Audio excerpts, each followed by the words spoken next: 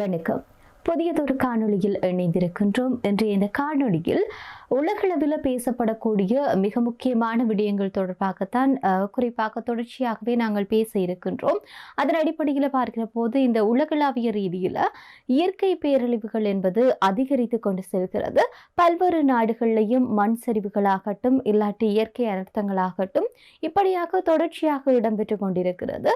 இது தொடர்பில் பல்வேறுபட்ட கருத்துக்கள் அடிபட்டு கொண்டிருந்தாலும் குறிப்பாக ஒரு தீர்க்கதரிசி கூறின விடயம் தொடர்ச்சியாகவே நடைபெற்றுக் கொண்டிருக்கிறது என்ற ரீதியில் கருத்துக்கள் பரவலாக பேசப்படுகிறது. அது பாபா வங்காவினுடைய கணிப்புகளாகத்தான் இருக்கிறது. அவர் கூறின விடயங்கள் தற்போது நடைபெற்றுக் கொண்டிருக்கிறது, எதிர்காலத்திலேயும் நடக்கும் என்ற ஒரு அச்சம் காணப்படுகிறது. ஆக 2026ஆம் ஆண்டுல மிகப்பெரிய அளவில் அழிவுகள் இருக்கிறது என்று சொல்லி பாபா வங்கா கணித்திருப்பதாகவும் அது தற்போது நடைபெற்றுக் கொண்டிருப்பதாகவும் பல்வேறுபட்ட ஊகங்களும் வெளிப்படுத்த கொண்டு வருகின்றது. இந்த நிலையில 2026ஆம் ஆண்டுல பார்க்கிற போது பாபா வங்காவினுடைய கணிப்புகள் எவ்வளவு தூரம் நடைபெற போகிறது என்பது தொடர்பாக பார்க்க போகின்றோம். குறிப்பாக இந்த பூகம்பங்களாகட்டும் எரிமலை வெடிப்புகளாகட்டும் தீவிரமான காலநிலை மாற்றங்கள் எல்லாம் 2026ஆம் ஆண்டுல நிகழப்போகிறது என்று சொல்லி பாபா வங்கா முன்கூட்டியே கணித்திருப்பதாக கூறப்படுகிறது. குறிப்பாக இந்த பேரழிவுகளினூடாக பூமியில இருக்கக்கூடிய 7 தொடக்கம் 8 பகுதி பூமியில் இருக்கக்கூடிய பகுதியானது பாதிக்கப்பட இருக்கிறது என்று சொல்லி பாபா வங்கா முன்கூட்டியே கணித்திருப்பதாக சொல்லப்படுகிறது. எனவே பாபா வங்காவினுடைய கணிப்புகள் நடைபெற்றுக் கொண்டிருக்கிற போது அவை தொடர்பான செய்திகள் மீளவும் வெளிப்படுத்தப்பட்டு கொண்டிருக்கிறது. அது மட்டுமன்றி இந்த சூழலியல் அமைப்புகளும் மற்றும் முக்கிய உட்கட்டமைப்புகள் எல்லாம் மிக முக்கியமாக பாரிய அளவிலான சேதங்கள் ஏற்பட இருக்கிறதுன்னு சொல்லி கணிக்கப்பட்டிருக்கிறது. எனவே வரலாறு காணாத ஒரு அழிவை 2026ஆம் ஆண்டு சந்திக்க போகிறது என்ற ரீதியில தான் பாபா வங்காவினுடைய கணிப்புகள் காணப்படுகிறது. ஆனால் சில நேரங்களில் கணிப்புகள் இது ஒரு ஊகங்களின் அடிப்படையில் வெளிப்படுத்தப்பட்டிருந்தாலும் மிக முக்கியமாக பாபா வங்காவினுடைய கணிப்புகள் எல்லாம் நடைபெற்று கொண்டிருக்கிறது. ஆனால் சில நேரங்களில் அந்த கால மாற்றங்களில் வித்தியாசப்படுகிறது.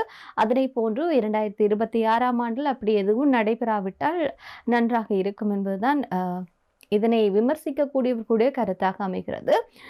இதே நேரத்தில் இந்த காலநிலை மாற்றம் என்பது பாதிப்பான நிலையை தான் சென்று கொண்டிருக்கிறது. என்னென்னு சொல்லிச்சுன்னா ஐநாவும் அறிவித்திருக்கிறது. குறிப்பாக அதிகாரப்பூர்வமாக அவர்கள் ஐக்கிய நாடுகள் சபை கடுமையாக இந்த காலநிலை மாற்றங்கள் தொடர்பாக எச்சரிக்கை விடுத்திருக்கின்றார்கள். முன்னரே இருந்ததை விட தற்போது மிக மோசமாக சென்று கொண்டிருக்கிறதுன்னு சொல்லி ஜப்பான் நாட்டிலையும் கடந்த திங்கட்கிழமை முதல் நிலநடுக்கங்கள் பதிவு செய்யப்பட்டிருக்கிறது. இதனைத் தொடர்ந்து ஒரே ஒரு மாபெரும் நிலநடுக்கம் ஏற்படக்கூடும் என்று சொல்லி ஜப்பானிய ஆய்வாளர்கள் எச்சரிக்கை விடுத்திருப்பதாக சொல்லப்படுகிறது. தொடர்ச்சியாகவே இந்த காலநிலை மாற்றங்கள் தொடர்பாக பேசுகிற போது இவ்வாறான விடயங்களையும் அதிகமாக பேச வேண்டும். ஒரு குறிப்பிட்ட பகுதியில் பாபா வங்காவினுடைய கணிப்புகள் தொடர்பாக பேசுகின்றோம். அதே நேரத்தில் உலக நாடுகளில் நடக்கக்கூடிய இவ்வாறான விடயங்கள் உண்மையிலேயே அவருடைய கணிப்புகள் சரியாகத்தான் அமைகிறதான்னு சொல்லி ஒரு சந்தேகத்தை ஏற்படுத்துகின்ற விதமாகவும் அமைய பெறுகின்றது. எனவே ஜப்பான்ல இடம்பெற்றிருக்கக்கூடிய விடயத்தை பார்க்கிற போது இந்த ஜப்பான் கடல்ல ஏற்படக்கூடிய இந்த சுனாமியானது கிட்டத்தட்ட 100 அடிக்கு மேல உயரும் என்று சொல்லித்தான் ஒரு எச்சரிக்கை விடுக்கப்பட்டிருக்கிறது. இதனால அந்த பேரழிவினூடாக பல ஆயிரக்கணக்கான மக்கள் பலியாவதற்கான வாய்ப்புகள் அதிகமாக இருக்கிறது. அப்படி ஒரு சம்பவம் நடைபெறுமாக இருந்தால் தொடர்ச்சியாகவே நிலநடுக்கம் பதிவு செய்யப்பட்டிருக்கிறது. எனவே சுனாமி வருவதற்கான வாய்ப்புகள் அதிகம் இருக்குன்னு சொல்லி ஜப்பானிய ஆய்வாளர்கள் எச்சரிக்கை விடுத்திருக்கின்றார்கள். ஜப்பான் நாட்டை பொறுத்த அளவில் எப்போதுமே நிலநடுக்கம் என்பது பதிவாகும். அப்படியாகத்தான் இந்த மாதம் 8ஆம் தேதியும் நிலநடுக்கம் ஒன்று பதிவு செய்யப்பட்டிருக்கிறது. இதனை அடுத்து இந்த ஜப்பானிய ஆய்வாளர்கள் ஒரு எச்சரிக்கை விடுத்திருக்கின்றார்கள். அதாவது இந்த ஹெக்கோய்டோ முதல் சென்ட்ரிக் வரையிலான கடல் பகுதிகளிலையும் அடுத்தடுத்த வாரத்தில் 8 தொடக்கம் 9 ரிக்டர் அளவிலான ஒரு மாபெரும் நிலநடுக்கம் ஏற்படலாம் என்று சொல்லி கணிக்கப்பட்டிருக்கிறது. இது எப்ப நடக்கும்னு சொல்லி தெரியாது. ஆனால் குறிப்பிட்ட கால பகுதிகளுக்குள்ள இப்படியான நிலநடுக்கம் பதிவு செய்யப்படும் என்று சொல்லி எதிர்பார்க்கப்படுகிறது. ஜப்பானை பொறுத்தளவில் நிலநடுக்கம் அங்கு பதிவு செய்யப்படுவது என்பது தற்போது மட்டுமல்ல, அடிக்கடி அங்கு நிலநடுக்கம் பதிவாகி இருக்கிறது. ஆனாலும் டிசம்பர் மாதம் இந்த மாதம் 8ஆம் தேதி நிலநடுக்கம் பதிவு செய்யப்பட்டிருந்தது. அதில் ஒரு எச்சரிக்கையும் விடுக்கப்பட்டிருந்தது. குறிப்பாக இந்த ஹொக்காய்டோ மற்றும் சென்ட்ரிக் கடற்கரை பகுதி பகுதிகளில் 8 தொடக்கம் 9 அளவில் ரெக்டர் அளவில் நிலநடுக்கம் பதிவு செய்யப்படும் என்று சொல்லி ஆய்வாளர்கள் எல்லாம் எச்சரிக்கை விடுத்திருக்கின்ற அந்த ஒரு கணப்பொழுதிலேயே அந்த விடயம், அதாவது அங்கே வந்து நிலநடுக்கம் என்பது பதிவு செய்யப்பட்டிருக்கிறது என்பதுதான் மிகப்பெரிய அளவில் ஒரு விடயத்தை ஏற்படுத்தி இருக்கிறது. இந்த ஒரு தொடர்ச்சியாக இன்னும் மிகப்பெரிய அளவில் ஒரு சுனாமிக்கான தாக்கம் இருப்பதாக எச்சரிக்கை விடுத்திருக்கின்றார்கள். எனவே இதனை போன்று இந்த ஒரு சுனாமி பேரலை வருகின்ற போது நிச்சயமாக அது பல்வேறுபட்ட மக்களை பாதிக்கும் என்று சொல்லி சொல்லப்படுகின்றது. ஆனால் அவர்கள் எதிர்பார்த்ததை போன்று 8 தொடக்கம் 9 ரெக்டர் அளவில் நிலநடுக்கம் பதிவாகவில்லை. 6.5 ரெக்டர் அளவில் தான் அங்கு நிலநடுக்கம் பதிவாகி இருந்தது. இதனால அன்னளவாக ஒப்பிடுகின்ற போது குறைவாக இருந்தது.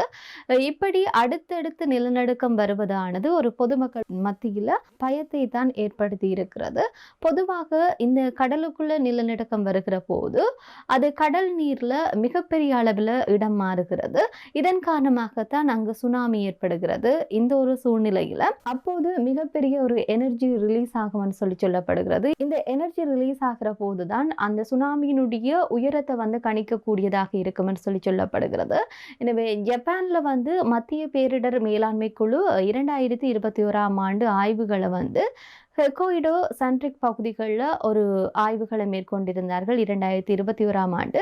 அப்பொழுது என்ன சொன்னார்கள் சொல்லி சொன்னால் ஒரு அபாயம் இருப்பதாக, அந்த பகுதிகளில் அபாயம் இருப்பதாக சுட்டி காட்டியிருந்தனர். அங்கு ஏற்படுகின்ற இந்த சுனாமி அலைகளில் கிழக்கு ஹொக்கைடோ மற்றும் நீண்ட சென்ட்ரிக் ட்ரியா கடற்கரையில் வந்து 30 மீட்டர், அதாவது 98.4 அடி உயரத்திற்கு அந்த சுனாமியினுடைய அலையினுடைய உயரம் வந்து காணப்படும் சொல்லி எதிர்பார்க்கப்படுகிறது. எனவே ஒரு குறிப்பிட்ட குறுகிய நேர பகுதிகளிலேயே அப்படியான உயரத்தை எட்டுகிற போது அது மிகப்பெரிய அளவில் மக்களை வந்து பாதிக்கும் என்று சொல்லி சொல்லப்படுகிறது.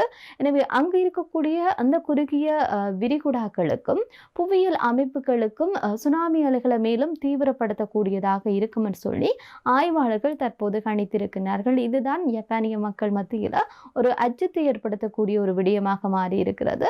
இதனால தாழ்வான பகுதிகளில் இருக்கக்கூடிய நிலங்களில் 10 தொடக்கம் 20 கிலோமீட்டர் வரை அந்த நீர் வந்து ஊடுருவக்கூடும்னு சொல்லி எதிர்பார்க்கப்படுகிறது.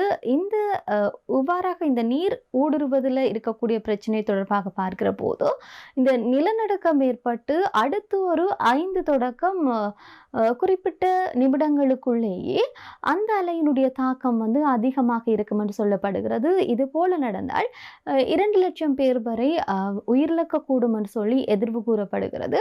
ஆக இந்த நிலநடுக்கத்தின் தொடர்பாக எச்சரிக்கை விடுக்கப்பட்டிருக்கிறது. அதனூடாக சுனாமி ஆழிப்பேரலையாக மாறக்கூடிய சந்தர்ப்பம் இருக்கிறது என்று சொல்லப்படுகிறது.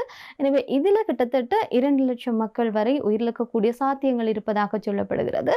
எனவே ஜப்பானிய கடலோர பகுதிகளில் வசிக்கக்கூடிய பலரும் இந்த ஒரு சந்தர்ப்பத்தின் ஊடாக நீரில் மூழ்கக்கூடிய சாத்தியக்கூறுகள் அதிகமாக இருப்பதாக சொல்லப்படுகிறது. பொதுவாக இந்த சுனாமி உருவாக்கக்கூடிய நிலநடுக்கத்தை வந்து மொமெண்ட் மேக்னிட் சொல்லி அழைப்பார்கள். அதாவது MW சொல்லி அதை நாங்கள் ஷார்ட் ஃபார்மில் சொல்லலாம். எனவே 2011ஆம் ஆண்டில் ஏற்பட்டிருக்கக்கூடிய 9.0 அளவிலான MW டொஹோகு நிலநடுக்கம் காரணமாக இடங்களில் கிட்டத்தட்ட 40.5 மீட்டர் அளவில், அதாவது 133 அடி உயரத்துக்கு கூட சுனாமி ஏற்பட்டதாக சொல்லப்படுகிறது. இப்படியாக இந்த வரலாற்றில் பதிவு செய்யப்பட்டிருக்கக்கூடிய மிக உயரமான சுனாமி அலை இதுவாகத்தான் பதிவு செய்யப்பட்டிருக்கிறது. 2011ஆம் ஆண்டில் ஏற்பட்டிருக்கக்கூடிய சுனாமியானது இதனூடாக பல சேதங்களை ஜப்பான் சந்தித்திருந்தது. எனவே அந்த வடக்கு பகுதியில் இப்போதும் கூட புதிதாக எச்சரிக்கை விடுக்கப்படுவதானது இன்னும் ஒரு அச்சத்தை மேலும் ஏற்படுத்தி இருக்கிறது. ஜப்பான் ரிங் ஆஃப் ஃபயர் என்ற பகுதி தான் எச்சரிக்கை இருக்கக்கூடிய இடமாக இருக்கிறது. இதனால் அங்கு அடிக்கடி நிலநடுக்கம் பதிவு செய்யப்படுகிறது. அது மட்டுமன்றி சுனாமி அலைக்கான ஒரு நிகழ்வுகளும் அங்கு பதிவு செய்யப்படுகின்றது என்று சொல்லி சொல்லப்படுகிறது.